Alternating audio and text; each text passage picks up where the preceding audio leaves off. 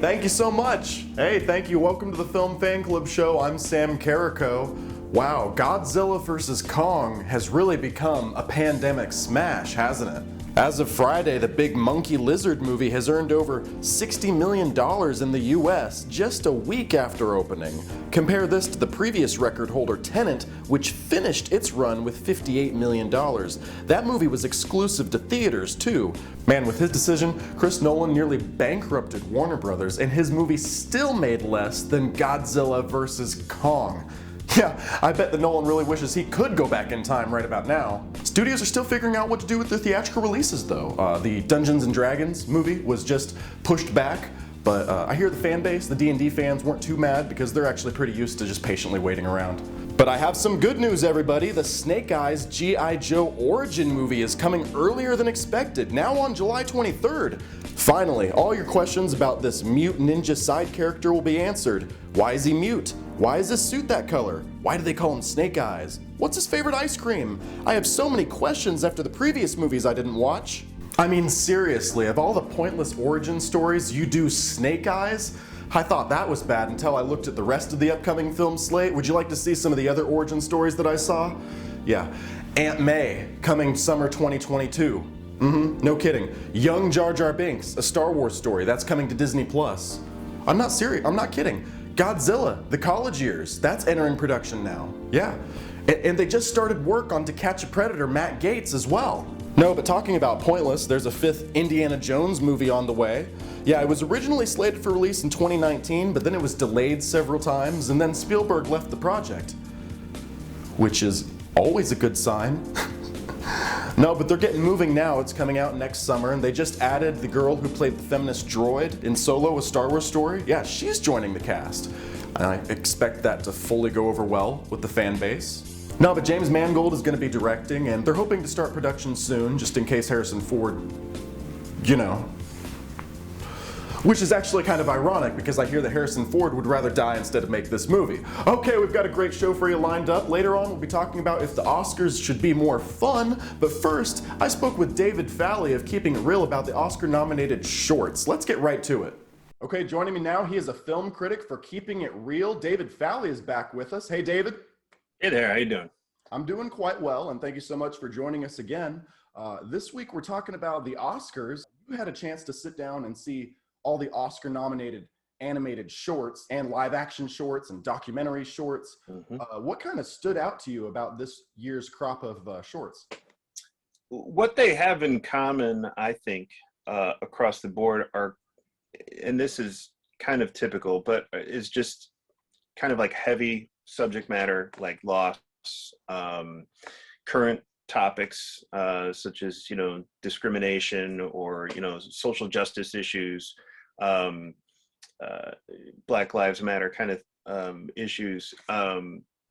And, there's different, obviously, like you said, there's different categories for the shorts. I was kind of a little surprised that animated was a little lackluster, except for maybe one. They're all creative and they're all, well done, but they still have to stand out to be part of the 5 nominees. And so that's what I expect because, just like any Oscar category, they're casting a wide net and then they choose 5 nominees, right? So those 5 nominees should be the best of the best. In this case, it's not so much the case in animation. Really? I'm actually really surprised to hear you say that because I did get a chance to do a video about last year's Oscar-nominated shorts. And there was the animation category really stood out to me as being unconventional because I'm a little bit, I'm used to just traditional 2D animation or the Pixar 3D animation. But I found last year that the Oscar-nominated animated shorts was a great opportunity for a lot of up-and-coming animators and filmmakers to really step outside of the conventional box.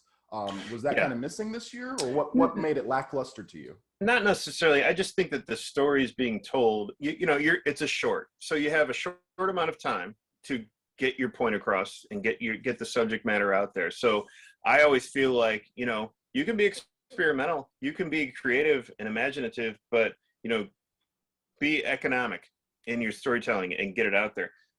But you're right. I think this, what these shorts do typically every year in the animation category is they broaden the kind of like the awareness of what animation can be. So it's not just stop motion. It's not just, 2D animation. It's not just the typical Pixar or Sony stuff. I think, there's a couple standouts in that case, too. One called Genius. I think it's Genius Loci. And that is a French short that is very surrealistic, kind of like using a lot of kind of painterly images and very kind of sometimes muted colors, sometimes very vibrant colors. So it takes a very different look. It's almost like somebody took a sketchbook and animated it. It's really beautiful. But that wasn't my favorite out of the animation category. My favorite out of the animation category is a short that's on Netflix. It's been on Netflix since November, actually. It's called If Anything Happens, I Love You. And it is primarily black and white, very much feels kind of sparse and very isolated and almost like hand-drawn. And that description is purposeful to the story. For the tone and kind of the somber and sobering tone of the story.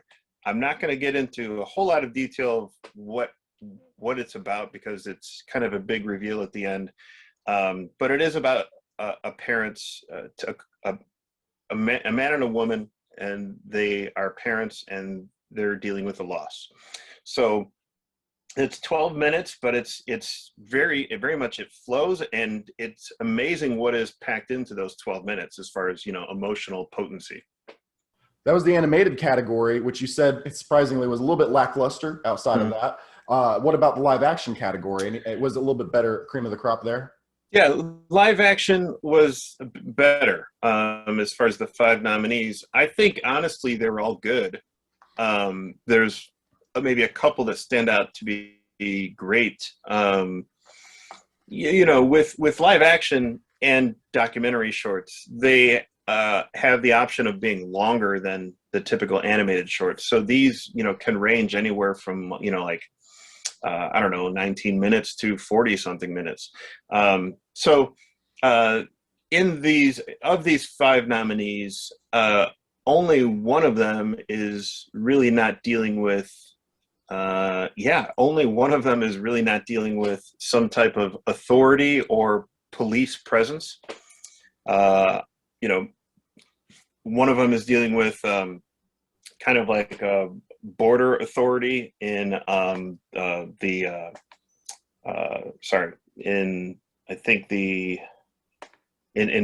Palestine, Israeli border there. Oh, yeah, and it's called The Present. Not dealing with time, but actually like a gift present. That was really well done, but it's about this father and daughter who are trying to cross into the border so he can get an anniversary present, a new refrigerator for his wife, his child's mom. And, he's looked at as an Arab, and the border patrol are like sizing him up and everything. There's just a lot of tension there just to get across the border to get something he already purchased so he can bring it back. So it's kind of, there's tension. It's kind of heavy, and it's dealing with, authority there. Another one is called White Eye, and that is filmed in Tel Aviv, again, Israel. And that is dealing with a dispute over what is assumed to be this guy's stolen white bicycle. And he has a confrontation with a guy who is from a different country, and his papers has run out, and he's getting the police involved, and there's tension there. So he has a dispute there with this guy who he thinks stole his bike.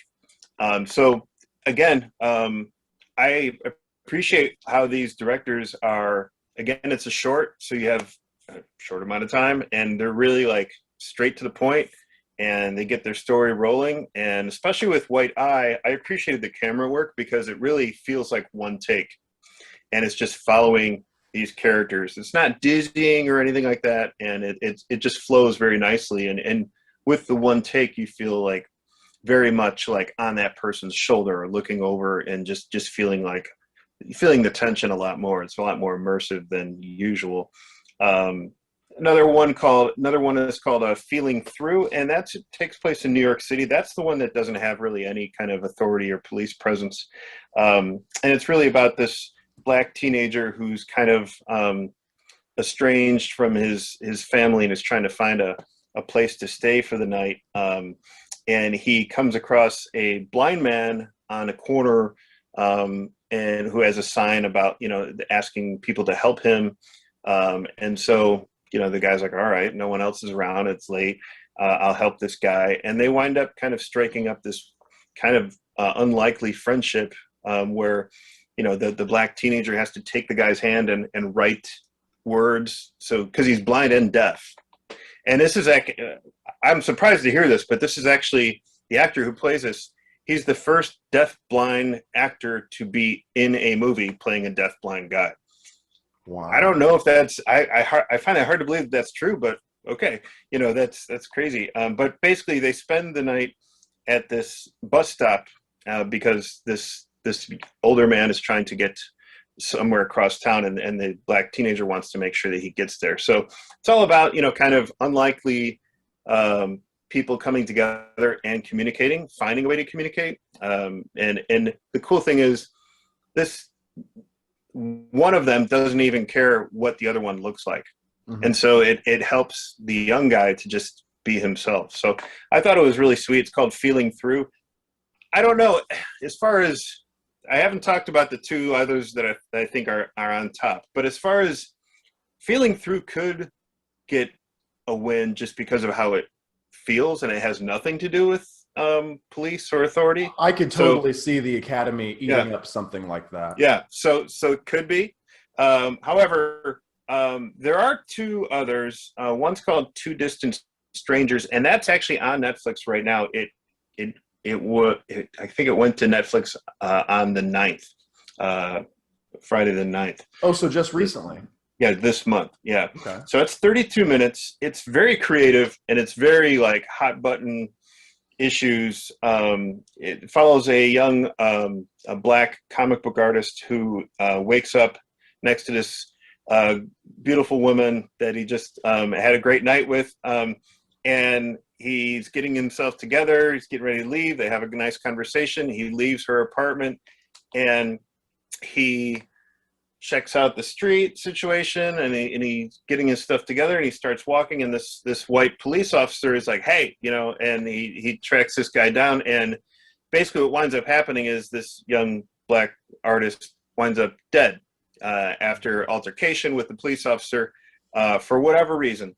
And the thing is with the movie is each time he dies, he wakes up in that bed again and remembering how he died. So like this happens, like it's 32 minutes, but this happens at least 100 times to this guy.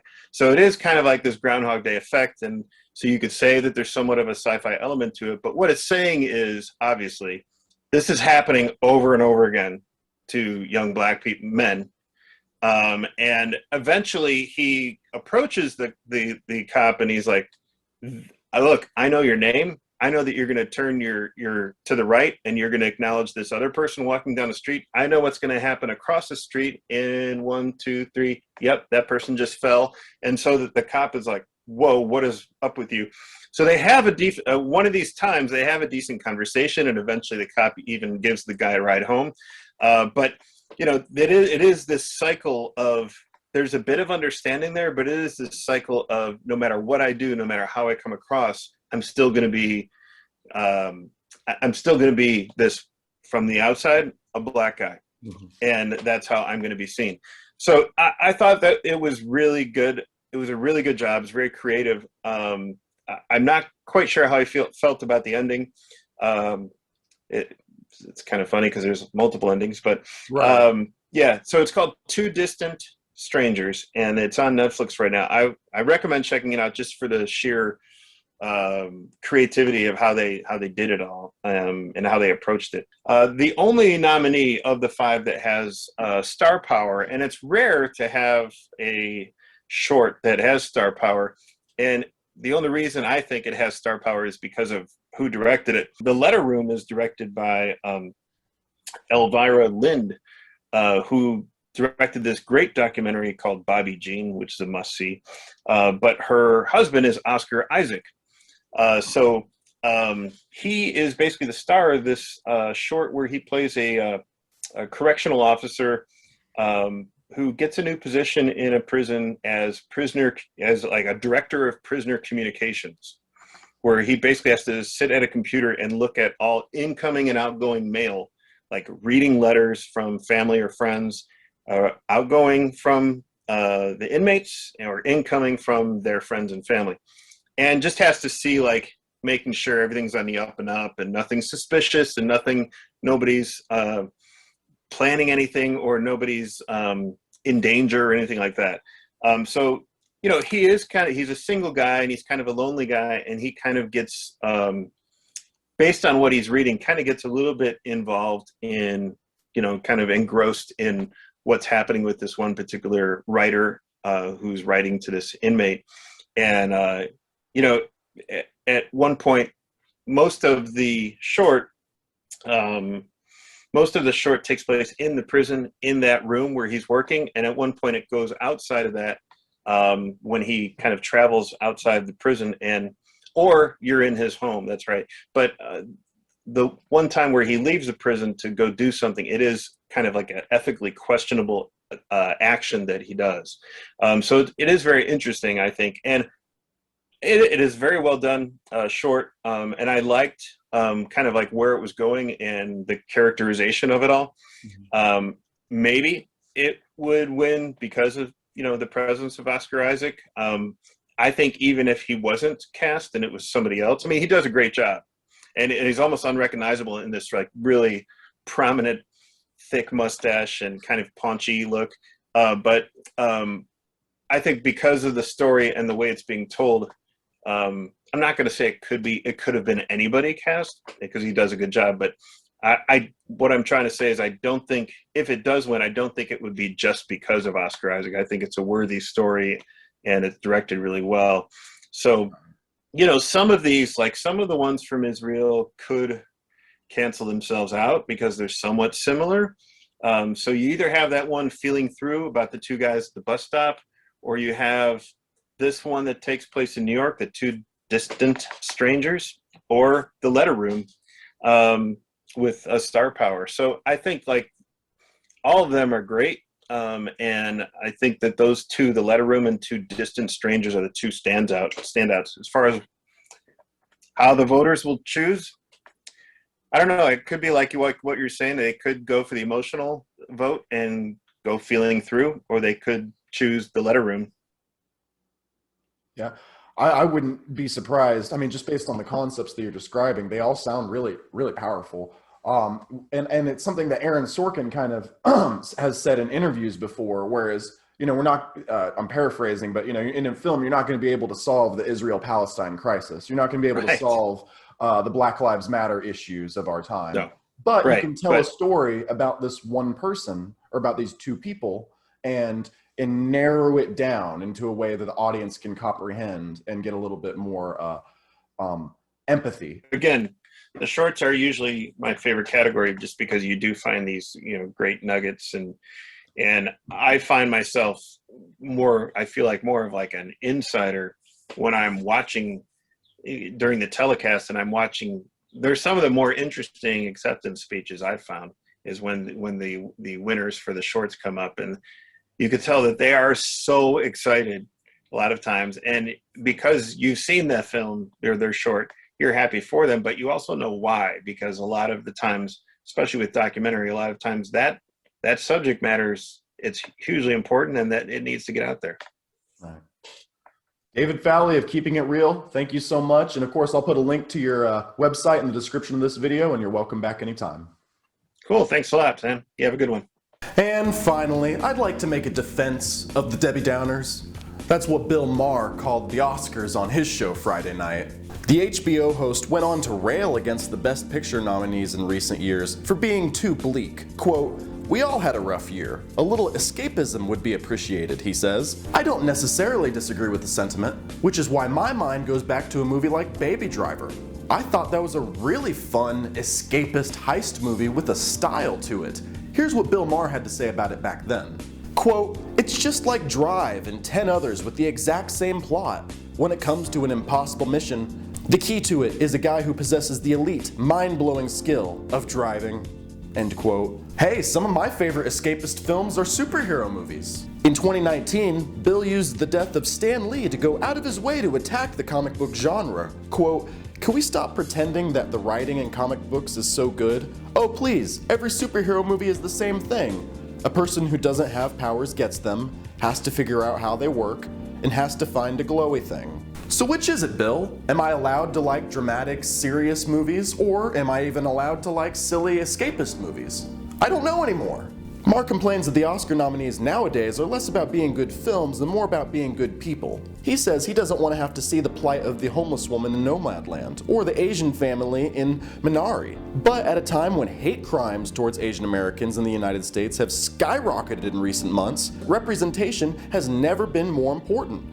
If a movie like Minari can change even one bigot's mind by putting them through the struggle that so many face, it will be a service to society. So yes, Bill, sometimes the Oscar movies can be a little sad. But guess what? Life is sad. And if you never want to be confronted with that fact, chances are you're one of the people that make it that way. Okay, that's our show. I'd like to send a special thank you to David Fowler for joining me this week, and to John Leon for some jokes in the opening monologue. Thank you, folks.